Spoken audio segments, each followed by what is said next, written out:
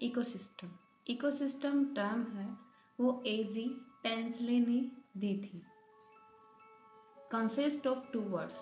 Ecosystem जो word है वो दो वर्ड से मिलकर बना है। इको मीन्स एनवायरनमेंट और system means interaction. Means environment में रहने वाले लिविंग और नॉन लिविंग फैक्टर्स के बीच का इंटरेक्शन है वो इकोसिस्टम कहलाता है। इकोसिस्टम के फंक्शंस, मेन फंक्शंस जैसे डिकम्पोजिशन, एनर्जी फ्लो, ये सब इकोसिस्टम के फंक्शन हैं।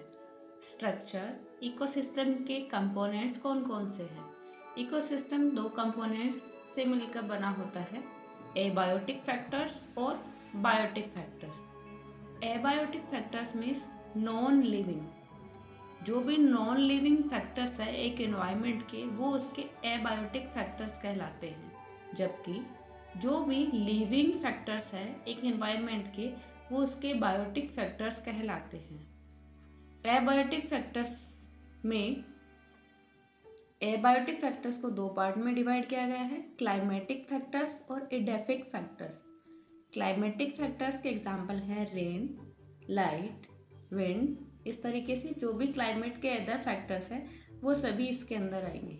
एडेफिक फैक्टर्स मीन्स जैसे कि सोइल, जो कि मिट्टी से रिलेटेड जो भी ट्रोपोलॉजी से रिलेटेड जो भी फैक्टर्स है वो एडेफिक फैक्टर्स के अंदर आएंगे। एग्जाम्पल सोइल और मिनरल्स। बायोटिक फैक्टर्स को तीन पार्ट में डिवाइड किया गया है। प्रोड्यूसर्स, जिसको ऑटोट्रॉफ्स भी कहते हैं, क्योंकि ये किसी इकोसिस्टम में एनर्जी को जनरेट करने का काम, यानी कि सूरज की जो लाइट है उसे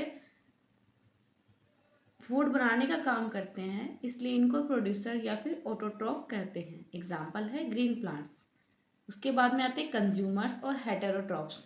कंज्यूमर्स जैसे कि हम, क्योंकि हम जो प्लांट्स है उनका कंज्यूम करते हैं, उनको हम यूज़ करते हैं, इसलिए हम कंज्यूमर्स के अंडर आते हैं। कंज्यूमर्स या फिर हेटेरोट्रॉफ्स, ये अलग अलग टाइप्स के हो सकते हैं, जैसे प्राइमरी, सेकेंडरी, टर्सरी, क्वाटरनरी, इस तरीके से।